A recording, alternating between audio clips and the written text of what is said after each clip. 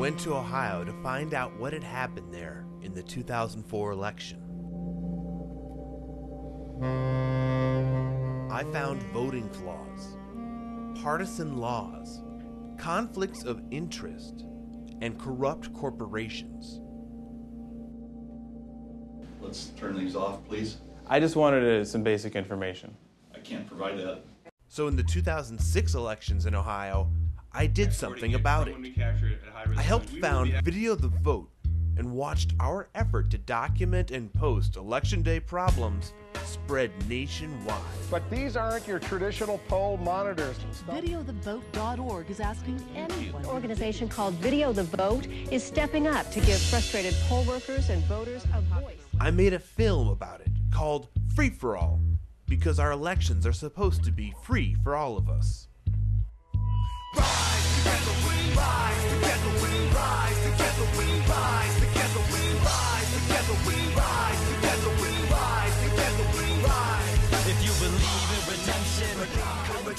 But I learned that even when elections work freely and fairly, how our political campaigns are run disenfranchise even more Americans from the democratic process.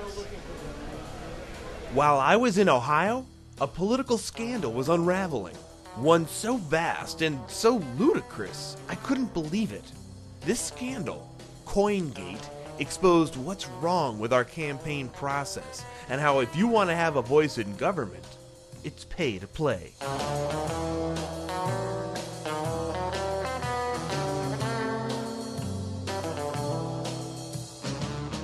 I started with a newspaper that broke the story of Coingate, the Toledo Blade. If you were going to write a fiction story about all this, people would say, oh, it's unbelievable. You can't. It's not true. It couldn't be. Well, you know, it's Ohio, so it can be true. We get high in backseats of cars. Where can you go in Ohio and not know about Tom Noe? You know, it's almost impossible.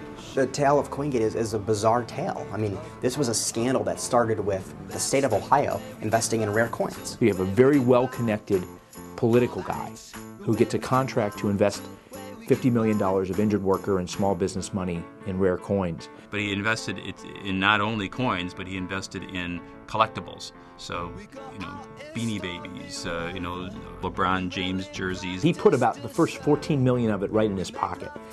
Much of it was then used as money to make contributions to President George Bush in his re-election campaign in 2004, Supreme Court justices. I think it's a very, very sad commentary on our state that we are, you know, we're the focus of such scandal. I mean, we're talking about the governor, we're talking about people that work for the governor, we're talking about a county commissioner here in Lucas County, a sitting city councilman here in Lucas County, our former mayor, you know, a person that was in the state legislature, all involved in this mischief. But if it can happen here, it can happen anywhere. Ohio State Senator Mark Dan led the charge in investigating Coingate and Governor Taft's administration. I am a candidate for Ohio Attorney General. I am in this race for AG and have become a statewide figure because I've demanded accountability from government. But Senator Dan would have to face an unlikely outsider first. Never let it be said that an Indian guy can't play an African American guy who wants to be a white guy. It can be done because this is America. One of my biggest fears about this election is that there may be some in my party, the Democratic Party, who simply want to substitute our culture of corruption and cronyism for their culture of corruption and cronyism. Sabode had his own way of campaigning and raising awareness about the issues. Puppets. We did it at a fundraiser that a bunch of friends pulled together for me. We love corruption, my friend. But Sabode faced the problems of being an outsider in the political process. Was that when I first decided to run, I had a meeting with the Ohio Democratic Party chairman. He spent a lot of time discussing my name, and I'm ready to discuss my name for 10 minutes, 15 minutes, 20 minutes, 30 minutes, but you know, an hour, hour and a half, it just doesn't make any sense. Can a guy who looks like that with that name possibly win statewide in Ohio? And I have a two-word response for you: Barack Obama. A self-described skinny Kenyan American kid with a funny name now represents the land of Lincoln in the United States Senate. How is it possible? It's possible because in America, anything is possible. In the primary, Mark Dan won handily over the guy with the funny name. But Mark Dan was still the long shot against the popular Republican Betty Montgomery for Attorney General. Of all the sure bet wins, I would say Betty Montgomery is going to win. Betty served 8 years as a very respected Attorney General, beyond reproach. Unfortunately for Betty Montgomery, Tom Noe was one of her good friends.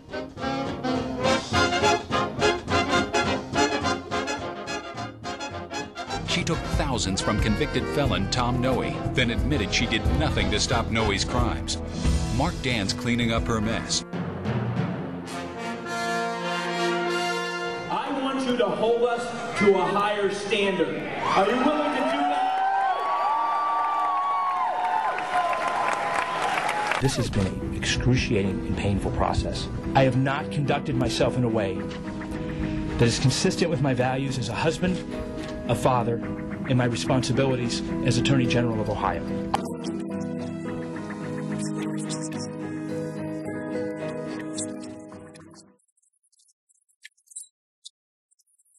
But while the Coingate scandal was first breaking in spring 2005, another election in Ohio was making national headlines. A special election in Cincinnati to fill a vacated seat in the U.S. House of Representatives. This race generated intense media interest because one of the candidates was a lawyer and Marine just back from Iraq, and he was running as an anti-war Democrat. Bring it on. My Marines, my soldiers, men who I fought with in Iraq, heard that, and we could not believe that the President of the United States, while we were in harm's way, said, bring it on. At a time when nobody was allowed to question the war without fierce rebuke, Paul Hackett had the credibility to criticize. The comment that I made that was quoted in USA Today and in the New York Times where I called Bush a chicken hawk son of a bitch, that really was the tipping point where the world just focused on this race. At least it felt that way to me at the time.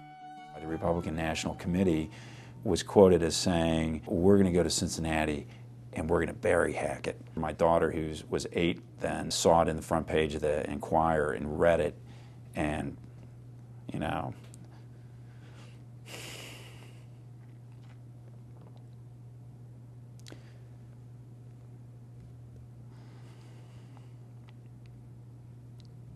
it's not a conversation you want to have with your daughter. She said something to me like, you survived Iraq, why is the president send people to bury you? So, I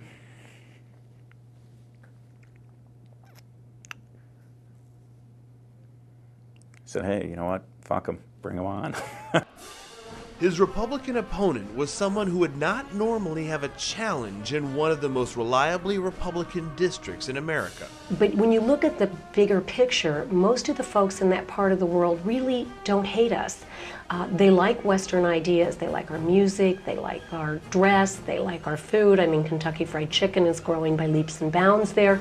But you do have a handful of folks that really hate us. In a fierce election under national scrutiny, Paul Hackett narrowly lost to Gene Schmidt. Stay the course. He also asked me to send Congressman Murtha a message that cowards cut and run, Marines never do. Danny and the rest of America and the world. The House will be in order. The House will be in order. The House will be in order. If I look at this someday and I look like I really look, you're a dead man. Paul Hackett would make a comeback, but that's another story. Paul Hackett's example inspires other Ohioans to jump into politics in 2006. But these outsiders would come up against the realities of campaigns today. My opponents are millionaires, so. Are you a millionaire? The whole districting, I mean, we are so gerrymandered that it's almost impossible. Here, here, and here. So this was all one district before? Yes. They redraw the line so their re-election is made more secure, and with each election they become more powerful. They have more relationships with the money givers in Ohio, with big business in Ohio. Lurching into the final throes of the 2006 election in Ohio, religious issues are inserted into politics as a wedge tactic. Ted Strickland wants to keep faith and God out of public life. Strickland voted to remove the 10 Commandments from public buildings and one nation under. Can I talk for a moment about taxes? Because his whole between how parties pick their candidates, the funny thing, the costs of campaigns, and how politicians reward their donors with public money, can there be change? The U.S. public opinion is very well studied. We know a lot about it. And both political parties are way to the right of the population on a host of major issues. Pay to play would simply be if you give a contribution, you get something in return. A quid pro quo. Simple as that.